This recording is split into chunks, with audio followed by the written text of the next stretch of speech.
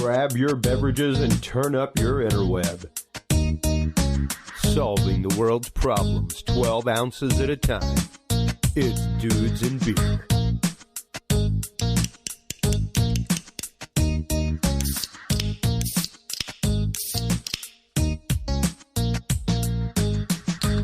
Well, hello everybody, and welcome to the Dudes and Beer Podcast. I am Chris Jordan, your host. Please don't forget the Dudes and Beer Podcast is now officially brought to you by podcastcadet.com. If you're a fan of podcasting like me, want to start up a podcast with your friends, family, church, school, fun, friends, whatever, hop on by podcastcadet.com. They do everything for you. We do everything for you. I'm part of them. So all disclosures there. Stop on by. They do podcast audits. They'll let you know where to go from where you're at. They'll let you know how to get started. They do everything from ground up design and, branding, modeling, all that good stuff. They will teach you the tech behind it. They'll teach you about distribution, monetization, everything. Stop on by today. Podcastcadet.com is the website. Dudes20 is the code that you want to use. Our guest this evening is the amazing Prison Entrepreneurial Program. We have Patrick McGee, the director of Prison Initiatives, as well as Al Massey, executive relations manager, and a very good friend of mine, Israel Thompson, is the photographer for this program, and that's how I came to be aware of it. And it truly is a life-changing program. I can't really do it justice. So here for the first couple minutes, what we're going to do is listen to their promo video real quick and get a quick lay of the land as to what the Prison Entrepreneurship Program is, or PEP, as it's called, and kind of go. We'll get into it with Patrick and Al and how they got involved with the program and what the program is.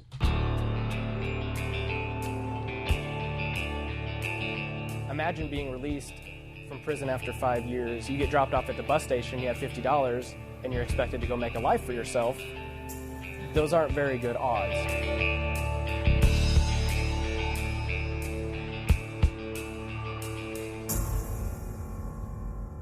What PEP does is not only builds the character and the positive, reinforcements that they need in here, but when they're out, we walk that out with them. I mean, the question, it's not even questions, they're just like, you do what? So you recruit executives and you recruit business people to come teach business in prison. I say, well, yeah, that's part of it. But we really want you to come in to help change these guys' lives. DnB is that life transformation program that helped me become a better man, become a better father. Our goal is to build a community that's there to support these guys. The first 72 hours are probably the most critical hours for a guy to get out of prison. When a guy gets out, he walks into an even bigger community that we've created. And I think that that's something that a lot of other organizations can't provide, is this really broad network of people that are there and willing to support our guys. PEP will help you if you're helping yourself. So if you really want to do it, don't think PEP is going to do it for you. You be the kind of person that's going to get that and do it yourself. I think that these young men come out of here with an understanding of a business plan that is unmatched. I have been a mentor, and it is probably the most rewarding thing I've ever done. I want to be that man of accountability and integrity, and that's what I am now. And I love that VP brought that to me and showed me how to use these tools. I got to hold my son for the first time in 8 years. And then when I got through hugging him, he asked me, can I have another one? The experience of watching the guys transition from how they start to where they are when they graduate is almost unbelievable. It's something you can't describe to anyone else. It's something you have to experience with them to see it. Certainly, as individuals, we're all broken, and we're trying to serve men who have been broken many times in their lives. Many times, I've come to prison thinking I was bringing something, and I left with so much more. I encourage everyone to take the chance, to take the risk, to get involved, and begin to have real impact.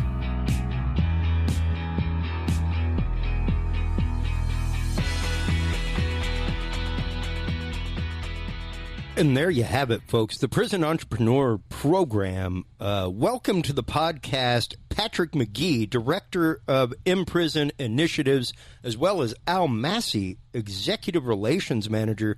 How are you gentlemen doing this evening? Oh, we're doing well. Yeah, doing real well. Thanks a lot. Absolutely. That was, number one, a fantastically produced video. Number two, the message behind it and the message behind this program. We were talking off air just a minute ago before we started, and as many of my listeners out there know, I myself have had my brush with the law. I did not spend a whole lot of time. I spent about 20 hours in there. That was quite enough for me. But I was more than fortunate for the fact of not having a public defender and having a charge that was my first charge. But like we were saying beforehand, we're all one bad decision away. One bad decision. That's all it takes to be put there, to be put literally in prison, not just jail, not just county. And let's start kind of cracking the nut a little bit and diving into what the Prison Entrepreneurship Program is, or PEP as it's called, how it got started, and how you gentlemen became involved with this movement. Patrick, I guess, go ahead and start us off. The Prison Entrepreneurship Program was founded in 2004 by Catherine Rohr. A chance encounter, she came to Texas with Chuck Colson Ministries and visited a program that was already in place at IFI in Rochelle, Texas. And she came with the mindset that what she was going to see was a bunch of animals in cages. And in the process of communicating with guys who were there, she discovered that there was a lot of raw, untapped talent.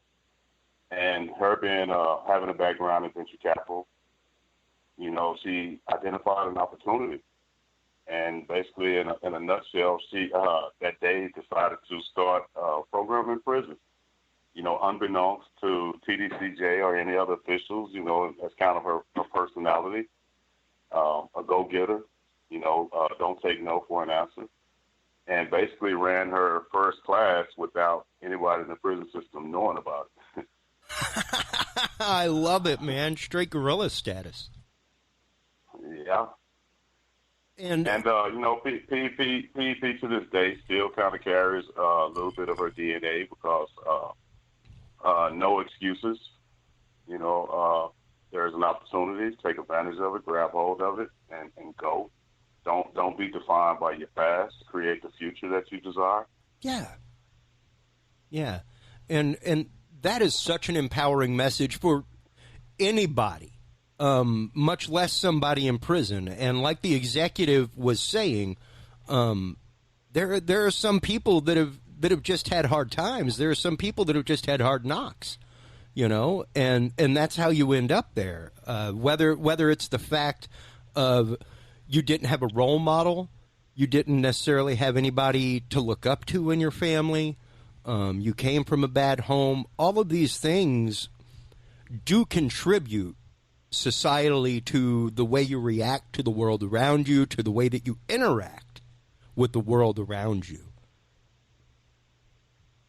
Yeah, and one thing you'll find out, most of the men that are in there, they've been told for too many years they have no value. Yeah. That they're worthless. In fact, when you go into prison, they'll even tell you, they'll go, we're like Motel 6. We're going to leave our light on for you because there's always going to be a room because you're coming back. Yeah. Because there's no programs to help you to overcome your past to be successful in the future. Yeah. And there are, now don't get me wrong, folks, there are definitely GED programs. There are all kinds of things. There's AA, NA, there's group therapy, there's church, all kinds of things in there. But that doesn't necessarily mean that you are being given life skills. that you are being given the means by which to support yourself when you get out, as it said in that video. Imagine spending 5 years inside and coming out. You're now labeled a felon. So have fun getting that good paying job. And in addition to that, you got $50 in a bus ticket to go start your life. You know, I know people that have had like 10 grand to go start their life and failed miserably, much less $50 and a lack of life skills, be it training on how to use computers, be it how to use Excel, do graphic design, or even how to write a business plan. My God, I own a business, and I can't say I've even written a proper business plan. But the fact that you guys are literally hooking people up in prison with executives to not only better themselves as people, but to find a way to help them make these dreams come true, to help them find a way to write a business plan, get businesses up and going, that kind of stuff. Let's start getting into that a little bit. Okay. Pat, do you want to take that part on the in prison, and I'll take the executives? Yeah, there we go. I'll start by saying this. So with PEP, there's a misnomer in the name, and that's the word program, because we're so much more than a program. Yeah. Most prison programs, they work with guys either inside or outside. But with us, we start to work on the inside, and we have this saying that we do life together. So you spoke of all the good things they get, learning to write a business plan, entrepreneurship education. But I think the most important thing that comes out of involvement is a brotherhood and a network. Many of us have had networks before, and they weren't always positive networks, or it wasn't always a group of like-minded individuals. Mm-hmm. You know, myself, you know, I was also in prison, and which is where I became associated with PEP my last 3 years in prison.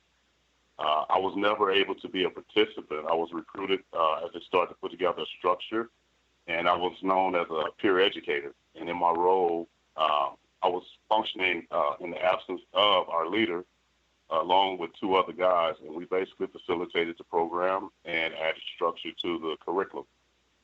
And one of the things that happens within the program, so our first 3.5 months touches on no business whatsoever other than the business of self.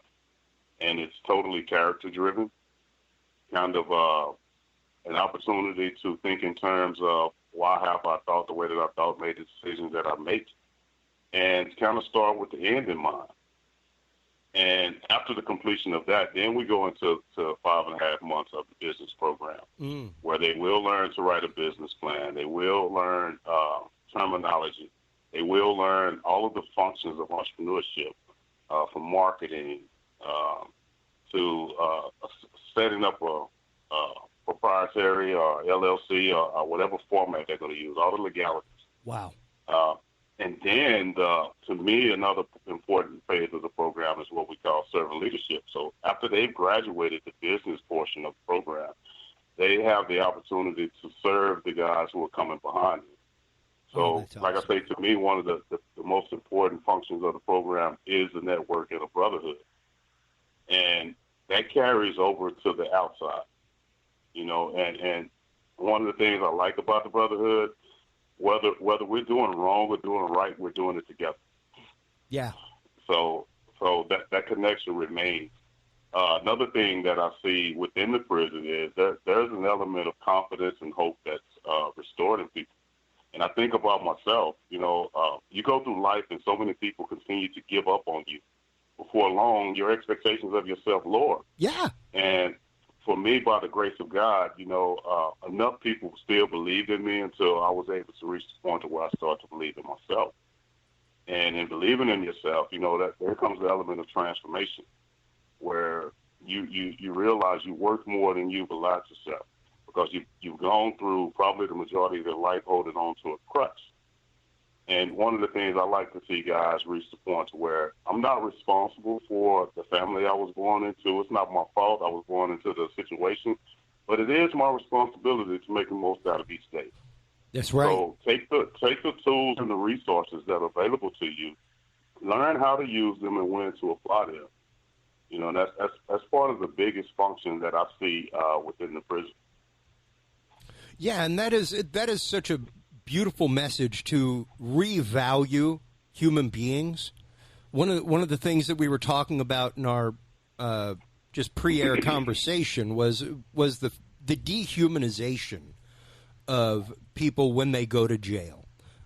Be it from the fact that you now have a number instead of a name, and you respond to that number, all the way to when you get out, people do not believe in the fact of rehabilitation, which is quite literally one of the most horrifying things in our society. Like, what's the point of even sending somebody to prison? What's the point of even giving them the chance to come out if there is no hope of rehabilitation for people? And unfortunately, the case is the majority of people in prison are not there for violent offenses, folks. They're not. They're not there because they murdered somebody. You know, they're there because they had DUI charges. They're there because they had drug charges. They're there, like, that's what mine was. Like I told y'all before the show, I've admitted it on air here. I was caught with less than a gram of cocaine in a police stop. Wasn't even mine. And they wanted 10 years of my life. 10 years of my life. If I had not had the money for my own lawyer and was stuck with these criminal public defenders in Texas that are falling asleep during trial and not preparing themselves properly, I would be one. I would be a statistic as well. And even with that charge that was adjudicated, like I didn't even serve. I served my day in there, and then I served 2 years of probation. To this day, when I went to rent the house I am in, it came up. And I was asked about it by the realtor. Hey, what's this drug charge about? What drug charge? I was never convicted. Like, they literally tried to keep me from moving into the apartment with my fiance when I moved to Austin because of a drug charge. Oh, wow. And I wasn't even convicted. So that's literally the stigma that these things carry, folks. That's literally the issue that these guys are dealing with when they get their $50 in bus ticket, is the stigma and the mentality that people cannot be fixed. That everybody in prison is a horrible human being, and that is just not true. The fact is, if you believe that, you are the horrible human being. Straight up. And just to imagine the fact that somebody goes in for a DUI charge, second, third charge. Well, third charge, I don't think you're getting out in Texas anymore. But just the fact alone that many people are in there for psychological issues, many people are in there for addiction issues, that kind of stuff, that's not necessarily how you help somebody's life along. And to know that someone like you, Patrick, was in the program, and you are now, like you said, helping to lead the program. You are helping to bring new initiatives into the prison, new plans into the prisons. And you yourself have mentored people, worked with people in the program, all that kind of good stuff. It really is the fact of so many people do not have a good support network. Because they do come from broken homes. They do come from bad families. And when you don't have that support network to go to and say, hey, man, should I make this decision? Sometimes you make the wrong decision, folks. Yeah. And you bring up a good point, talking about the mental illness. So I'm a firm believer that there's a lot of cases of PTSD in prison. These guys have never been into the military. But based upon their environment, their communities that they come from. So, like you said, there's a lot of guys in prison who will be more suited to receive treatment in prison sentences. Yeah. And we're, as a prison system, we're not operating from that standpoint. We have a mindset of throwing them away, and because prison isn't about rehabilitation anymore. It's actually about industries, and you're free labor. Yep. Now, granted, there was a huge article here recently about the California fires and the fire patrols that are out there and the prison fire patrols. Granted, that is one of the coveted job duties in prison, is to be involved with that, because not only do you get outside time, but you're also out there actively helping your community, and the pride that these guys get from going out and literally risking their lives for like $1.50 an hour. But the pride that they get because they're out there serving their community, they're out there helping people, is what makes the difference. It's what keeps them behaving well. It's what motivates them to be better people, because if they aren't better people, they don't get to keep that job duty. Right. And I'm sure it's very much the same way in this program. If you have any disciplinary issues, you may not be able to participate. But it's the fact that we as a society have literally abandoned people to the prison system. And right now, folks, I've got like a 10-minute loop going on. I found this great loop online that literally shows the prison system in America. All the green dots that started off are like the end of the 1800s. And every dot that appears is a new prison in America. And you can see right now, it hadn't even gotten to the red parts yet. It's just now getting to them. And that's the 2000s. So you can see just across America on this video the number of prisons that we have in this country. And when you're talking about a state or a municipality, whenever they build a prison in their area, getting a subsidy for each prisoner there, I forget, it's into the tens of thousands now per prisoner that you get for housing one. And in addition to that, you're also talking about whoever is being elected for governor. Those people are now constituents, even though they cannot vote. They're considered constituents amongst the population. The county gets more money because their emergency funds go up, because now they have more residents in the county, which is why people get shifted back and forth just before tax time.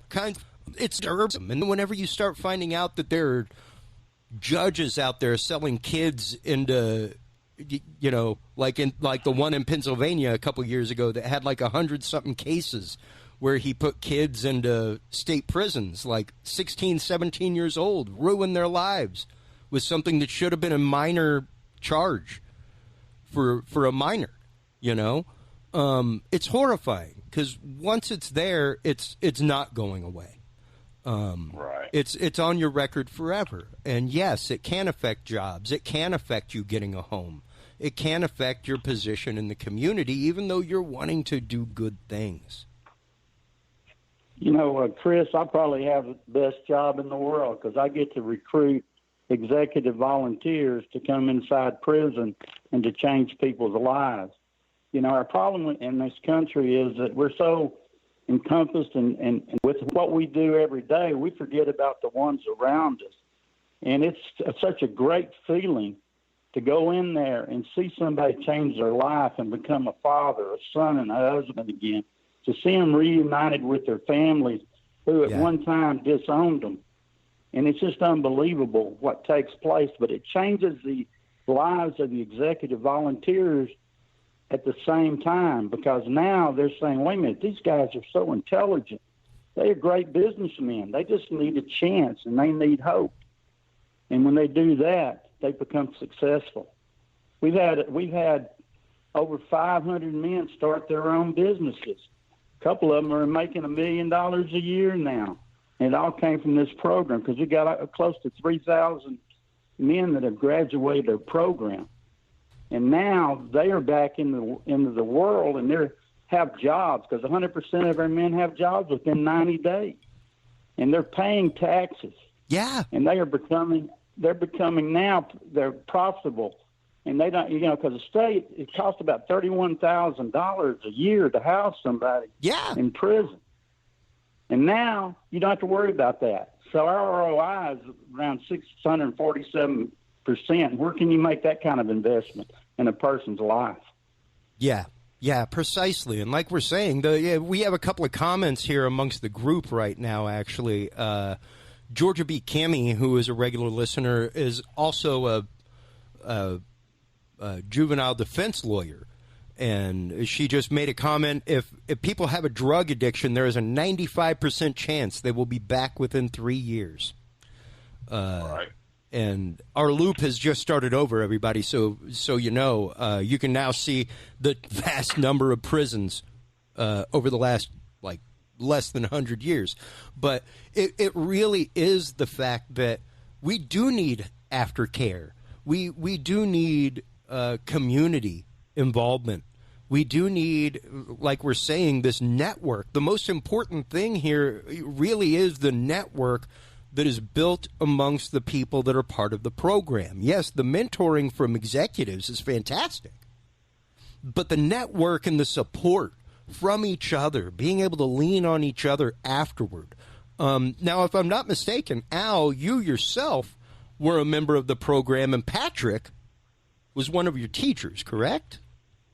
Oh, that's absolutely correct. You know, I came from a Leave It to Beaver family, you know. Same, Everything buddy. was perfect for me all my life. And at the age of 53, after entertaining clients, I've been in management for over 30 years. I had a car wreck that took a life. Man. So I was sentenced to 6 years in prison. And I served 5 years and 4 months on that 6-year sentence and got out when I was 60 years of age. And I've been out 10 years right now. And I tell you what, I found that my life now is better for me going in there because it taught me who I was supposed to be and not who I wanted to be. Wow. What a powerful and beautiful message, Al, to hear, because like you're saying, you made your decision and your mistake late in life.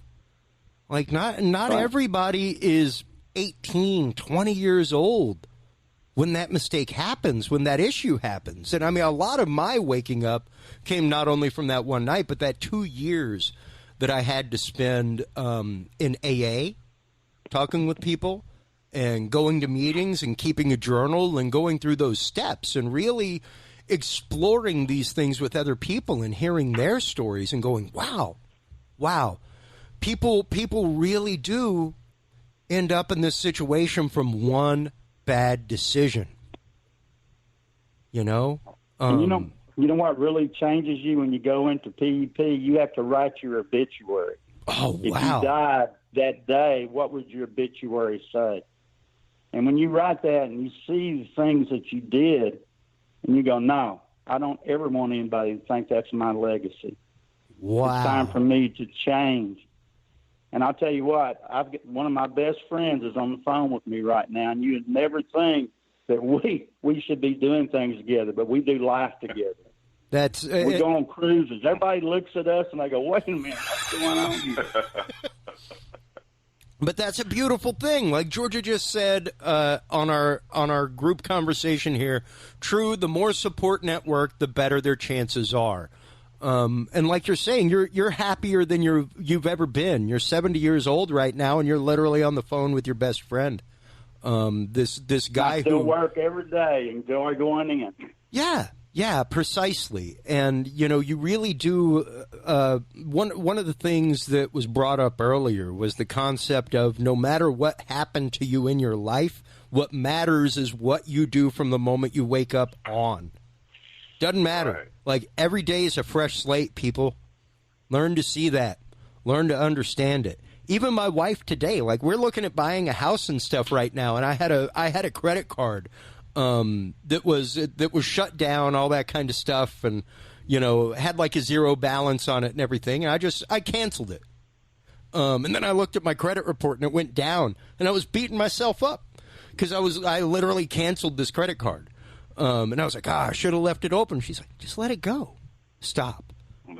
Stop beating yourself up. And it's so true that even we ourselves, as people, tend to dwell on things that we have done. And like you just said, Al, writing that obituary really helps define you as a person in saying that is this what I want to be remembered by? Is this what I want people to see from me? Is this what I want people to remember of my family whenever the obituary comes out? You know, and it really is a deep and hard moment to do that. You know, Chris, one of the things that I think, and I'm thinking outside of BEP, but just guys returning from prison, period. I think one of the biggest disconnect between prison and reentry is that the community don't know how to receive them. And by the same token, they really don't know how to re-enter the community.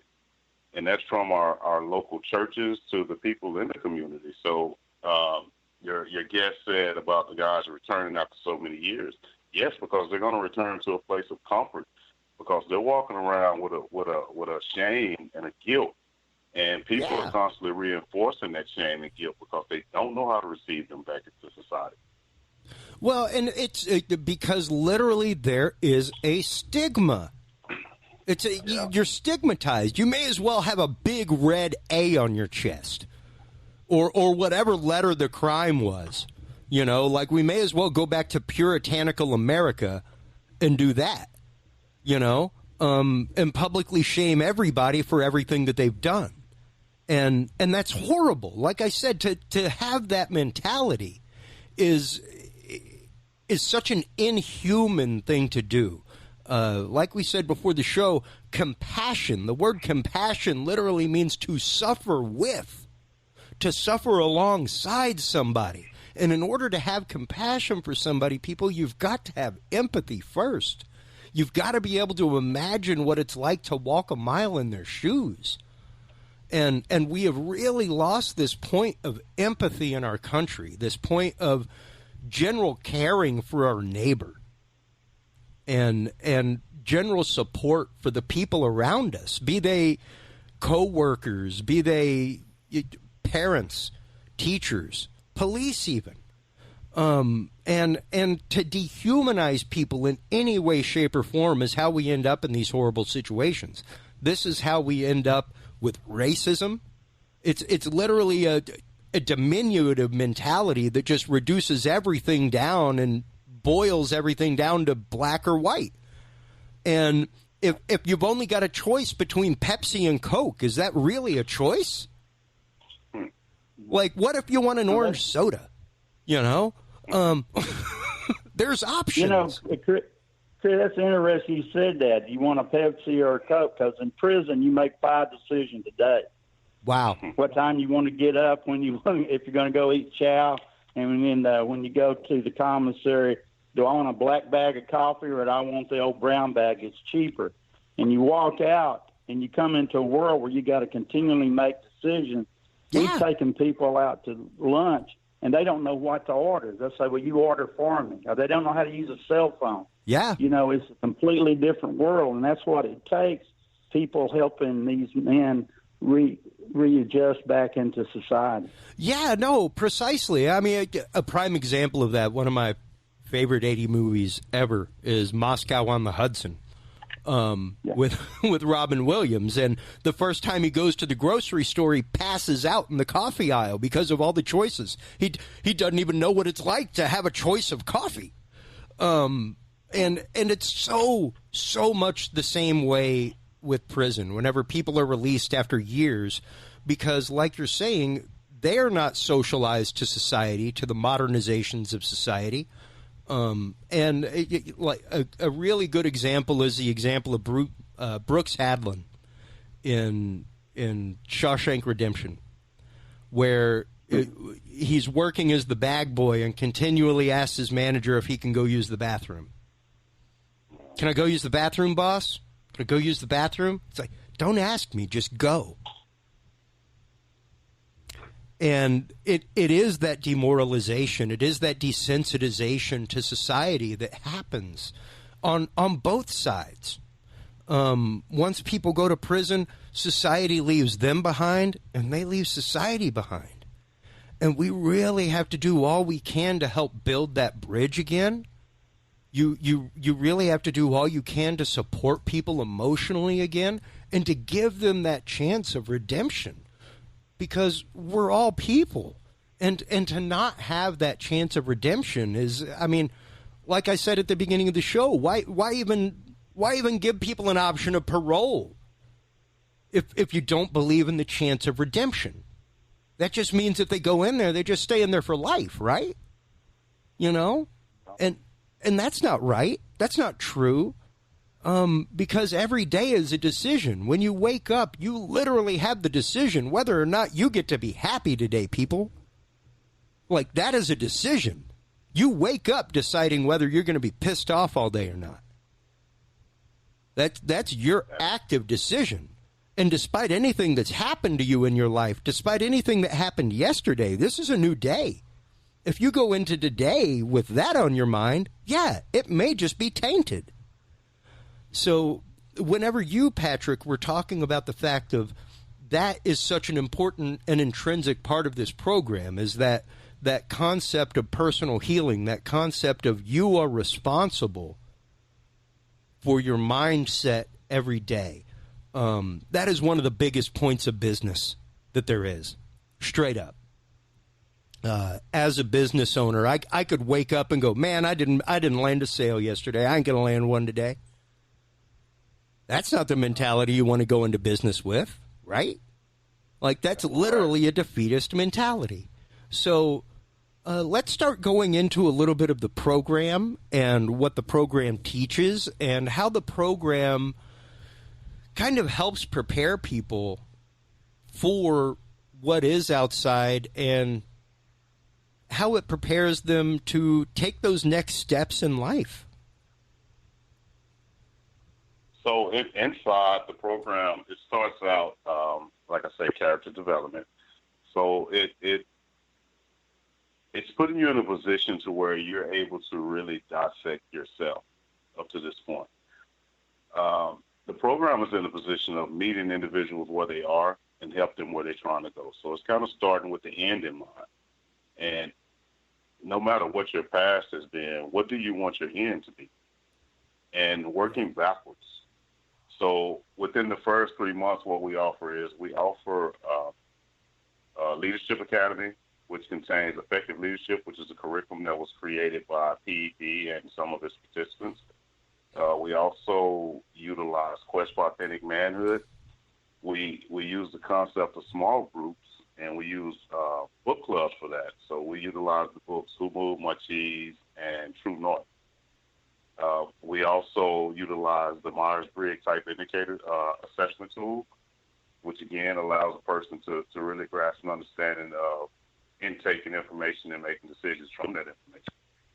And I think that that's very important because I believe that understanding what motivates me and why I think the way that I think if more people had access to that kind of tool, the things that we're seeing today where people are operating on stimuli, instead of being able to reach a resolution, get out of the moment, get out of your emotions, and let's reach resolutions.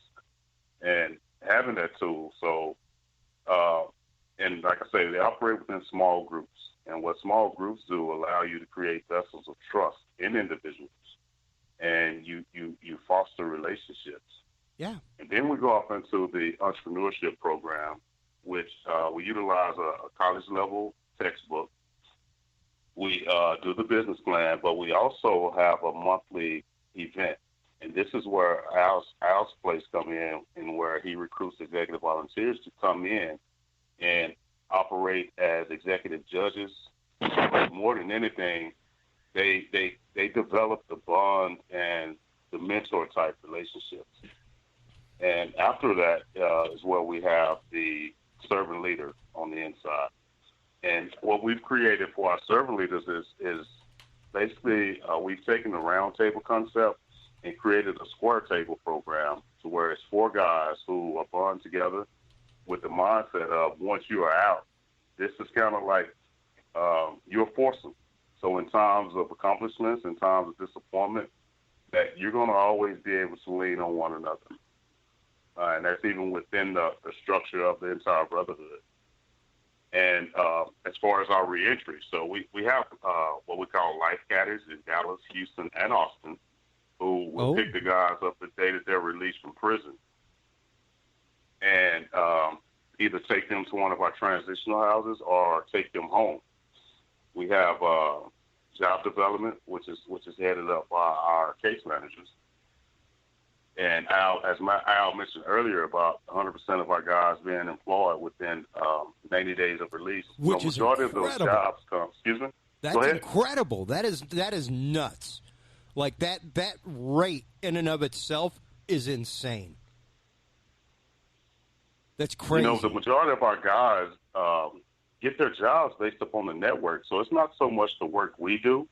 It's the brotherhood and the relationships that they develop, because they will tell one another about jobs that are available through their companies or jobs that they know of. And all PEP does for those guys in those situations is, one, teach them how to sell themselves. And for the job opportunities that we create, we kind of work as a vouch system. We vouch for them. And that's the most important part of the program. And that's why character is so important, to be able to vouch for one another. Yeah. So no matter what your skill set, your aptitude is one thing, but your attitude is everything. Damn right. Yeah. I tell people all the time, like I was telling you guys before the show, I own a corporate AV company. I work in the corporate AV industry. Hey, man, I could teach a cat when to push the right button. Like, literally. Mm-hmm. Like, most of my job is knowing what button unhangs the system. I could teach a cat when to push the right button. I cannot give a cat the want to work. Right. I cannot teach them the desire to be passionate and want to do something. That is unteachable. But what's different than unteachable is being able to train somebody, being able to make them, like you were saying, be able to process information differently. Right. As they would say in the program in AA, play the tape out. Where's that going to get you? Where's that decision that you just made going to end up? And that's what a lot of this is. Like you were saying earlier, to start people at the end and then reverse engineer it, I think is so important. Whenever people come to me and ask me about business, things like that, whenever they're trying to launch a podcast, all that kind of stuff, my immediate gut reaction, knee-jerk reaction is, what is your end result? What is your end product? What's the end thing you're selling? Okay, now that we have the top of the pyramid, let's figure out what bricks it takes to support that pinnacle. And to start people on that realm is such an important thing, because it really does give you that end goal immediately instead of giving you the barriers to the end goal first. And kind of a tie-in, Chris, to that, and something you mentioned earlier when you were talking about guys working as firefighters. One of the things I noticed with the majority of our guys is once they've reestablished themselves and they have the confidence, and because we're in the business of creating leaders, these guys can't wait for the opportunity to be responsible for something or someone. So they're quick to dive in, volunteering and being accountable and responsible for something. And that, I think that's something that was missing from their lives prior. It really is, and a great example of that is the animal programs that come into prison now, where basically prisoners get to adopt a dog, that kind of stuff, and once they become steward of that dog that comes to see them once a week, you literally see this pivot in attitude, because they're responsible for something other than themselves. Their decisions matter for something other than just them. And that's such an important quantitative in human spirit, in our motivation as people. If we don't have purpose as people, we're just swimming in a circle. And when you're swimming in a circle, eventually you're just going to make a whirlpool, Like, that's all that circular thought's good for. That's what led me down my rabbit hole of addiction and horrible things in life, was just circular thought. And no thought with an end point. No thought with a goal at the end. Just thinking about what happened. And when you're just thinking about what happened, yeah, that is a purposefully self-deprecating and self-fulfilling prophecy. You're going to fail. And if you're not giving people a goal to achieve, like the gentleman said in the video, you're giving $50 in a bus ticket. You aren't given a goal to achieve. You're released with $50 in a bus ticket and a take care, in hopes that you go out and become a better person. And to do that literally is crippling people.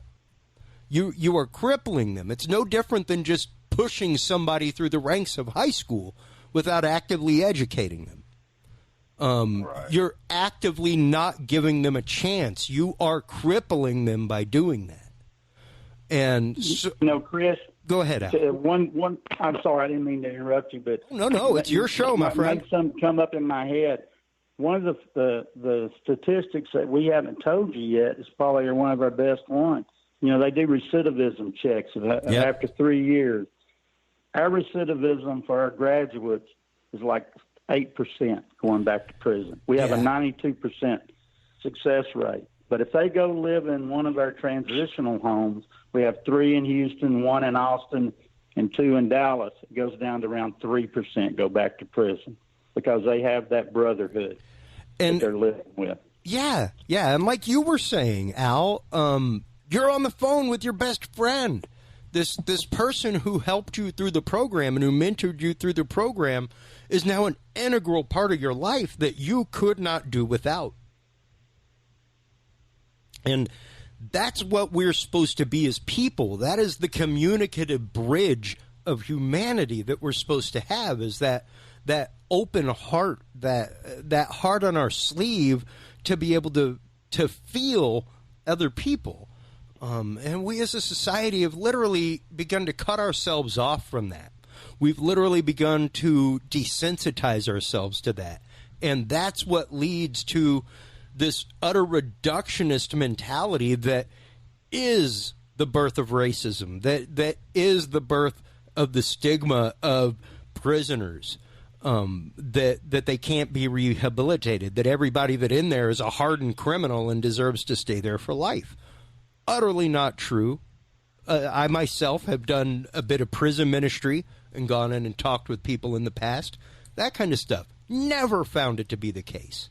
Never once. I talked with probably maybe about 5% of people that were in there that for hard crimes, where it was like, yeah, I killed somebody and it was on purpose. Most of the people, it was vehicular manslaughter. It was hard drug offenses. It was second time drug offenses or alcohol offenses, that kind of stuff. And to know that if we were to reach out, if we were to help, if we were to give a bit of our time as people to go and talk to them, one of the and I'm going to get a little religious here, folks. As many of you know, I'm a former seminarian, former youth minister. One of the 7 corporal works of mercy. One of the corporal works of mercy is to visit the imprisoned. It used to be to ransom the captive back in the old days. Whenever it was like, hey, yeah, there are pilgrims going over to the Holy Land, and they got ransomed and stuff like that. That was one of the corporal works of mercy, was to just pay ransom for people that were kidnapped in the name of faith. But now, instead of ransoming those who are captive, it's visiting the imprisoned. Which, like we were saying earlier, kind of the same way. Many people are literally just ransomed for a bad decision that they made. And if you had the $10,000, hey, you wouldn't even be serving the time. And that's horrible that this system is in place, that there are public defenders, especially here in Texas. Like, it was a few years back that article came out talking about people falling asleep during trials and that kind of stuff. But to know that some of these institutionalized ways within the system exist still is horrifying, and is not a point of rehabilitation. It's not there to try to help people. It's literally there to shove them through the system, make some money, and move on. And that's horrifying to know that people are not getting the support that they need. People are not getting, other than programs like yours and like we were saying, the dog adoption programs, things like that, where they're trying to do something to better people, you know? And it's great to see that there is somebody out there trying to give people the bridge to get across that gap between incarceration and life on the outside. For a second here, let's kind of go into the code of conduct, things like that with volunteers, because I always want people who come on the show who have volunteer programs to explain what it's like to become involved. So I guess, Al, that may be a little bit more your purview here, since most of the people involved are executives, things like that. I'm already sold. We'll talk off air, gentlemen. But let's sell more business owners out there. Let's talk to more people out there that own businesses, that can help out, that can come out and be a part of this program and help people. How can people get involved? What can they do?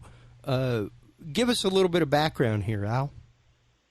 Okay, yeah. To get involved, they can go to our website, and we get just facts and how to volunteer, and they can send us an email and let us know. But what we do is we actually do events, but right now we're on hold on events inside prison because of COVID-19. But we always we'll start out with the kickoff.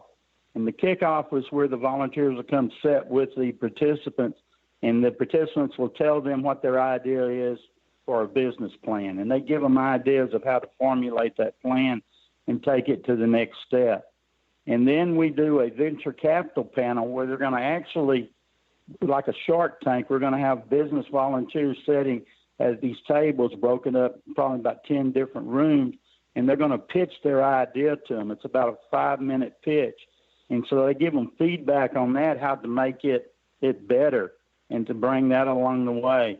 And we do an excellence in etiquette where we bring in an etiquette teacher, and she teaches them how to dress properly, how to do everything they need to do if they're in the business atmosphere. And we also, then we're going to do a pitch day where they're finalizing their pitch, and it's a little bit longer. And we have, that's like a Shark Tank. And then finally it goes to the BPC, the business plan competition, where they pitch their whole business plan, which is around 10 to 15 minutes. And we actually will pick 4 gentlemen to go into the finals. And then from the finals, we're going to pick a winner. You know, they get the legacy of being that business plan competition winner for that class. And then we have a graduation where they actually walk across the stage in the cap and gown, and we bring in their family members, and they get to sit with them after they graduate and have time with them. And that right there is probably one of the most emotional things you've ever seen, because you see family members standing up holding signs that say, "We're proud of you, way to go." Because for some of them, it's the first time they've ever walked across the stage in a cap and gown. Yeah. And now that gives them that hope. But our business volunteers are there with them. Once they come, they get hooked. We call it drinking the Kool-Aid. They have to keep coming back because they see what it's doing to these men's lives, and they enjoy it so much. We also look for people to be business plan advisors, because you have no internet capability inside the prison. Yeah. So we need people to help them to do research, to write these business plans. Otherwise, it wouldn't be a great business plan. But the best thing is when they do graduate the program, they get a certificate of entrepreneurship from Baylor Hankamer University, saying that they completed the entrepreneurship course.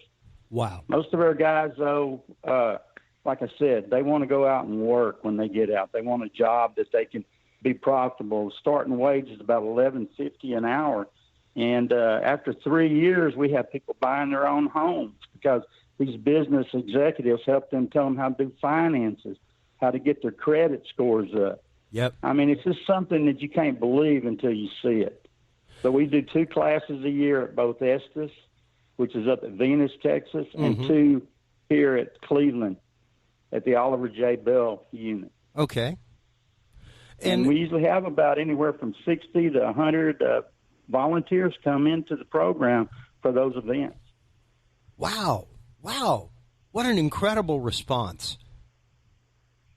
And just the numbers that y'all get alone. I mean, I'm here right now on your website, and just to go over some of these stats in their results section, folks, you're talking about 2,300 plus graduates. 2,300 plus people have been through this program and graduated. More than 360 businesses have been launched by graduates. You're talking 5 that generate over $1 million in gross annual revenue. Like, that's amazing. You're making millionaires out of prisoners. Like, dude, there are college graduates out there that ain't millionaires. That's such an amazing thing, and shows the potential that lies inside of every single person, everybody. What it takes is finding something that you are passionate about, something that you believe in, and something that people need. That's it. Correct. That's it. It's, you know, Chris. We're a small fish in a large pond. Yeah. But thinking in terms of the United States as a whole, we're really in a sad place when a country as rich in resources as we are, we're so prison-driven. Yeah. And in the process, we end up creating another class of people. Whereas, you were speaking about racism earlier. I believe that classism has overtaken racism. Oh, God, yeah. You have a group of people who, once they're released from prison, like you say, you have a problem with housing, you have a problem with jobs. If you get a job, you have a problem with your coworkers and people knowing about your past, and you have so many obstacles to overcome. Where if we're going to be the big brother nation, and we're going to really get serious about prison reform, we have to make some serious changes. We do. And not look to just throw people away, but to kind of like, harness those talents. I can tell you there are so many talented people in prison who, whether lack of opportunity, continued bad decisions, or just belief, we have the talent. And I tell people this all the time. Any change that happens in this world is going to come from one or two places. It's going to come from elementary school or prison. Because I believe that's where the future is needing. Yeah. But there's so much untapped potential in prison that, instead of people having to worry about where am I going to live, where am I going to work, because everybody don't have access to a prison entrepreneurship program, don't have access to a support group. And they have to hit the ground running with whatever they have on their person, whatever they have in their pocket at that time. And for many people, the easiest thing to do is to go back to what you've done. Go back to that comfort zone. You want to do better until reality sets in. And the reality is the day you walk out of that prison, and you got to figure out how you're going to eat, how you're going to live. Yeah. Yeah. It's quite literally at that point the points of survival kick in, and those literal psychological needs that we have for food, shelter, care, human contact, these things. And we had another listener actually in Japan chime in just a minute ago. Ruth Gorman, thank you so much always for tuning in. I would love to see restorative justice be the focus instead of dehumanizing. That's exactly a lot of what we're talking about here, is trying to get to a point of understanding, trying to get to a point of bringing it back to a point of humanity and really helping people be people again on both sides of the fence.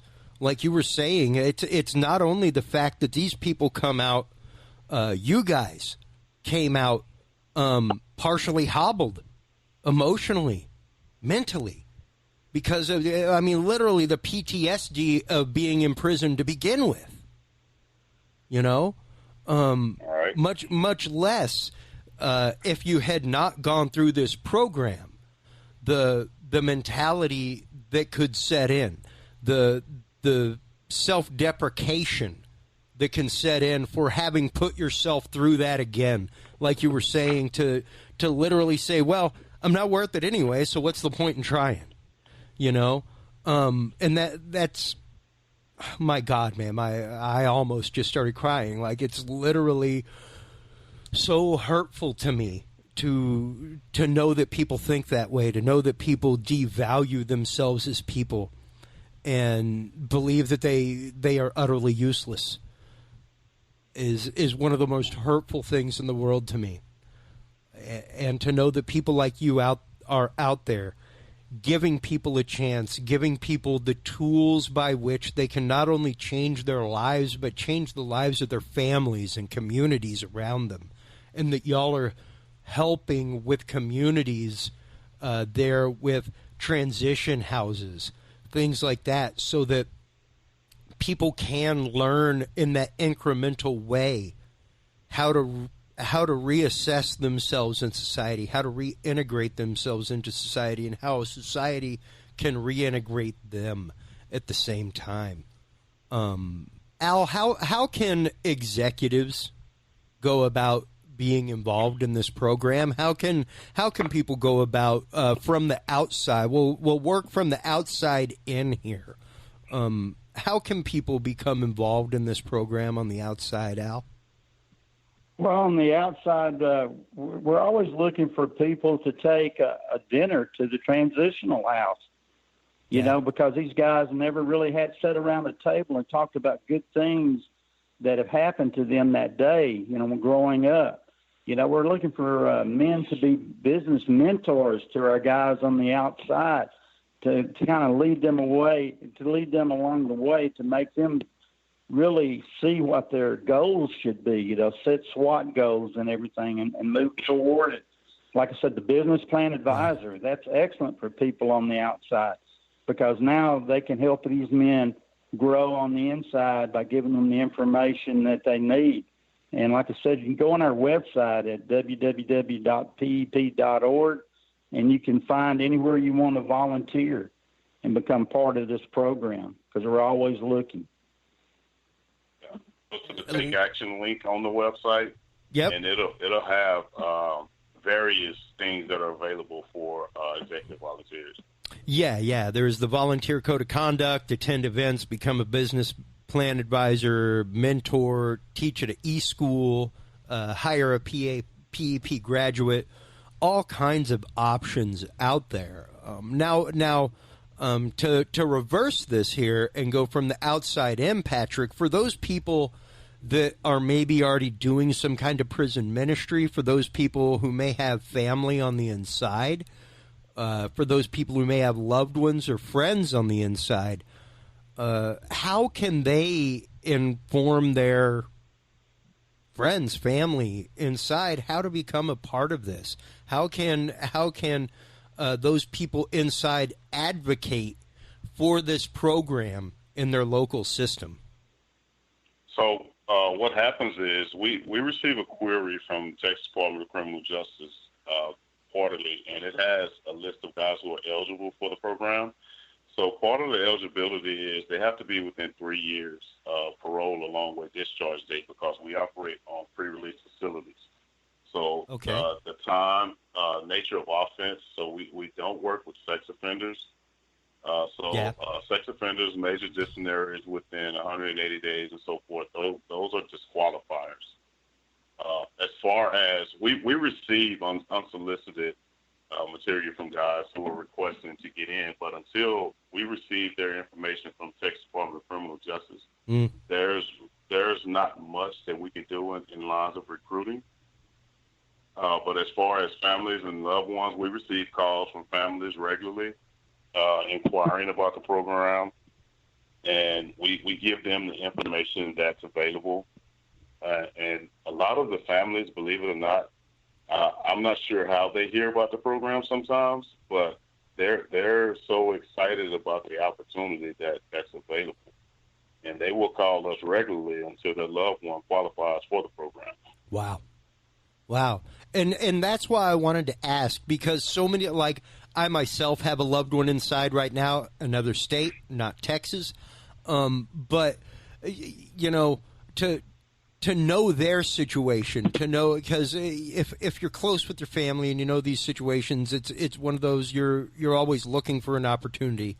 And if you're someone out there who has a brother, a sister, a wife, a husband, a son, a daughter, an aunt, an uncle, friend, doesn't matter, that is one of these people, like you were saying, disqualifiers would, of course, be sexual offenses, that kind of stuff. But what about violent offenders? What about drug offenders?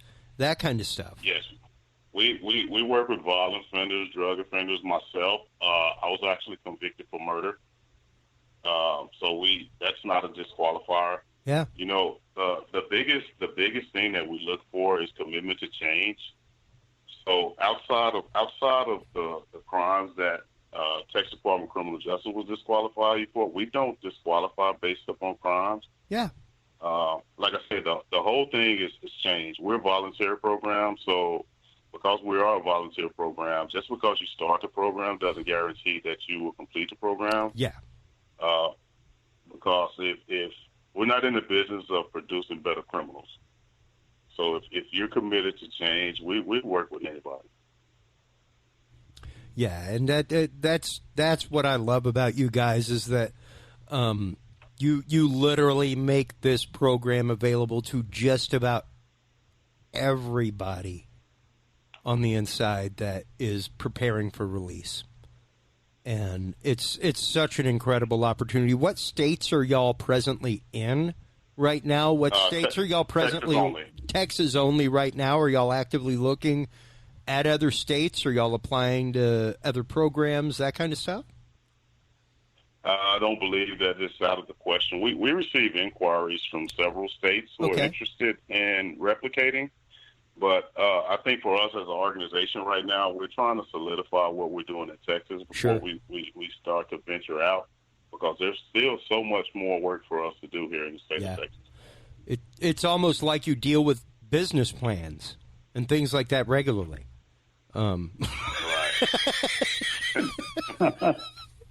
But, I mean, for me, it's just such a heartwarming fact to know that you guys, like Richard Spazoff, he is actually an angelic reader who is part of our network and also a listener of the show, and he's saying prison definitely needs more of a positive and constructive influence like these gentlemen. And to know that there are people like you guys out there who have been through this. It's one thing, people, for the guys to come on to be lawyers, for them to be community movers, for them to be community shakers. Here's the thing. These guys are community movers. These guys are community shakers. And you know what? They're ex-felons. They're ex-felons, people. We are all human beings. We're all human beings. One of the things, Chris, that I'm personally more proud of and most proud of, especially with Father's Day coming up this weekend, and that is the fact that our guys are fathers, and they're actively being fathers. And prior up to, I guess, maybe 4 months ago, one of the stats that I was most proud of was the fact that 0% of our participants' children had entered the pipeline to prison. Wow. Which is a staggering statistic, because typically there's at least a good double-digit number in most states of people who have parents who have served time that they serve time as well. The statistics are pretty staggering. 7 out of 10 children will enter the prison system. Yeah. Yeah, and to know that you guys have hit that recidivism level of less than 7% amongst the program, that you guys have hit that 0% of kids, of members of the program being in the program. I mean, quite honestly, I watch videos 3 times, all the time, just about every time. And the first time is to watch the video. Second time's to kind of listen to the video. The third time's to break the video down. And when I watched y'all's video that we played at the beginning of the show, I'm a softie, got a heart. But man, when that guy talked about his son coming up and getting a hug and then asking him if he could have another one, my heart broke, dude. Like like the second time around when I heard, not when I listened to it, but when I heard it, and it resonated through me. I literally, I'm tearing up right now. I literally started weeping when I heard that, because that is one of the most beautiful things for somebody to realize finally the love of their child. You know, and to realize that not everything that we do is for us. Not everything that we do is for our well-being. Not every decision that we make is for us. That's one of the most beautiful lessons that you could ever teach anybody, gentlemen. As a former youth minister, as a seminarian, like that's to know that you guys are teaching that personal accountability, taking that to the next level, telling people when you get out, you had the chance to not only be a part of your community, but to move it, to shake it, to make changes in it. That's such a beautiful and stirring thing, guys, and your stories are incredible. I invite you to come back on the show anytime. Whenever y'all have new things happening, we definitely want to know about them. We want to help expose this program. We will definitely give y'all links on our causes page, causes that we believe in, that we share with everybody, all that kind of stuff. Our group is your group. If y'all have new stuff coming out, feel free to share it, gentlemen. Thank you guys so much for taking the time to come on today, for sharing your utterly more than personal stories of incarceration, of change, of focus in life and purpose. And for one last time, Al, please tell everybody how executives can get involved. And Patrick, please let everybody know where they can go to get involved from the inside out. Okay, for the volunteers, just go on, like I said, to our website, www.pep.org.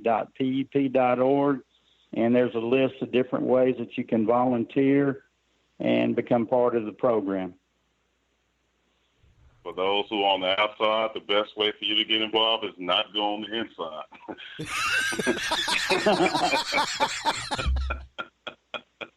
Damn. But Al gave you the website again, www.pep.org, and there's opportunities to get involved with inside prison programs and operations as well as on the outside. I encourage anybody who's interested, just go check out the website and send us go to our contact us and send us an email, and myself or Edward, our Chief Development Officer, will respond to you and answer any questions that you have and help you get involved in any way that you want. Chris, I thank you for having us. I'm glad that we were finally able to make this happen. Yeah. One last thing Sure. that I want to mention is, during this whole COVID-19, a lot of nonprofits are folding. Yeah, they are. And one of the things that we spent the last 3 months doing is not so much pivoting, but being innovative in our approach.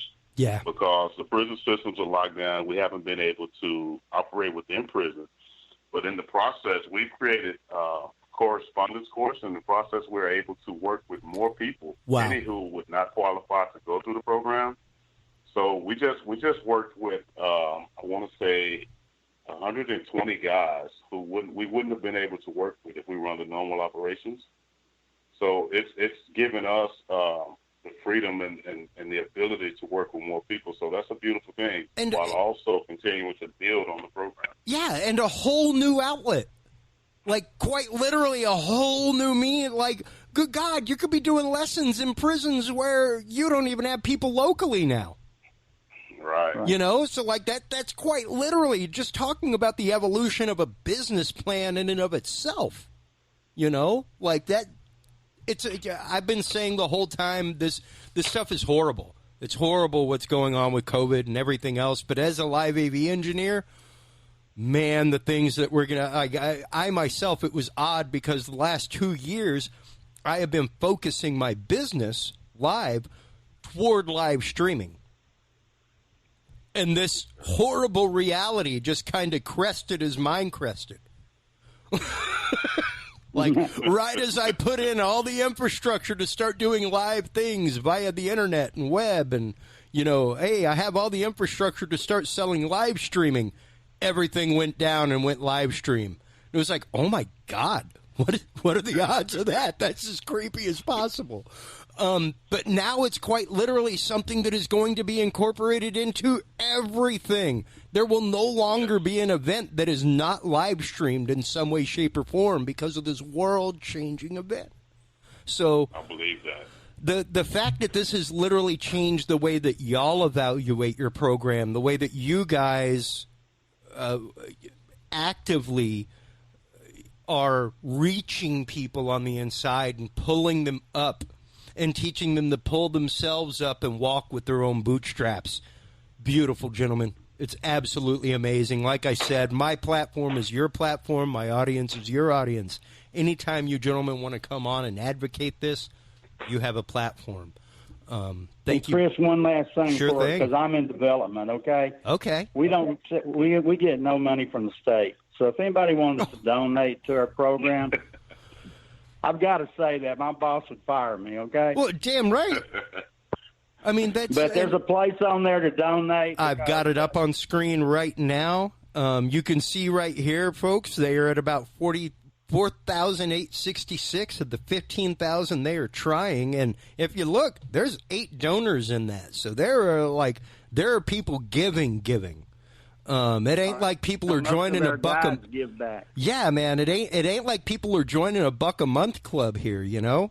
Like it's not like that donate a cup of coffee thing that people are doing online for artists. Like there are people giving to this program, and I guarantee you that the man hours and the time given to this program are far beyond that $15,000. Yes. People. And you know, money is so important. Money is so important. Like, I'm not going to lie. As a former youth minister, I'm here to tell you, people, money is important. Like, you can't do it without it. You can't. I tell people all the time with my business, whenever they come to me, what's it take to start a podcast? You know, it's going to take one of two things. It's either going to take time or it's going to take money. You can do it quick if you got a lot of money. Mm-hmm. Or you can build it organically if you got the time. But it's going to take one of the two, time or money. And right. the other thing to add to that is the talent. Right. And if you have time, money, or talent, please, God, stop on by pep.org today. Go to their website. Help them out. Reach down and pick up just one of your fellow human beings. That's all I ask. Help one person in your life become a better person. Change their life. Change the life of the family around them. Change the life of the community around them. And change your community to be able to help their life. Like, you can't ask for a more powerful message in this day and age, folks, in this time that we are dealing with. And to hear these two gentlemen who have served time inside come out and say that what's happening right now is an issue of class, like we've said on this show so many times, not necessarily an issue of race, but it's an issue of class. It's an issue of the have and have-nots. More people go into prison every day because they cannot afford an attorney. And that's horrible. That's wrong. We need to reevaluate our legal system. We need to reevaluate our prison system in America. We need to try to get rid of privatized prisons as much as possible. And we really, really, really need to return to a point of rehabilitation, of love, of understanding, of empathy and compassion, and understanding that compassion is to suffer alongside somebody. You can say you're a compassionate person, but unless you're suffering alongside them, you're not. And that's kind of where I leave it, folks, is with that guilty conscience moment. I was trained to proselytize, and I will do that tonight. This is one of those rare moments where I will do it, and I will call on you as people to be human beings and to look at people coming out of prison as your fellow man, not as a criminal, not as a criminal, as a fellow human being, as somebody who made a mistake in their life and deserves a chance to change their life, to change communities like these two gentlemen, Patrick McGee and Al Massey, have done, like they are doing right now. Please, please go by pep.org. If you have time, become a volunteer. If you have the means, help them monetarily. If you have family inside who is available for the program, tell them about the program. Change their life. Gentlemen, once again, thank you so much for taking the time tonight. I greatly appreciate it. Thank you very much. Absolutely. Yeah, thanks for having us. Most definitely. Please do hold the line while we close things out. I'd like to talk with y'all off the air. While you're online, checking out everything that PEP.org is doing, folks, make sure to stop on by the Dudes and Beer podcast. That is where you can find all the episodes. We will soon be having a great, great data dump going on inside of the Knowledge Vault about warp drive engines, all kinds of stuff. We'll be doing a great episode with that with Mike Turber coming up. So stay tuned for that next week. We have Casey Mills, independent presidential candidate, coming on. He is out touring the country right now with his huge, beautiful elephant sculpture, American Standard. Stay tuned for that episode next week. Make sure to stop on by the HC Universal Network for all of your entertainment, everything from Dudes and Beer to Talking Sound, Yes But Why, comedy. We have Megas Elgar. If you got kids like me and love a good story, go check out Megas Elgar. Until next time, everybody, take care of yourselves, take care of each other, and remember, if you can't be good at it. We'll talk to you soon. Thanks for listening to this episode of the Dudes and Beer podcast. To listen to our audio streams or chat with us live, download the official Dudes and Beer app for Android and iDevices, available on Google Play and iTunes markets. For more episodes, content, and information, visit us online at dudesandbeer.com. You can also find our episodes on Breach.tv, iHeartRadio, Spreaker, SoundCloud, iTunes, YouTube, Stitcher, or your favorite podcast service. Dudes and Beer is a proud member of the HC Universal Network family of podcasts. For more about our sponsors and other podcasts on this network, visit hcuniversalnetwork.com. Thanks for listening, everybody, and until next time, drink responsibly.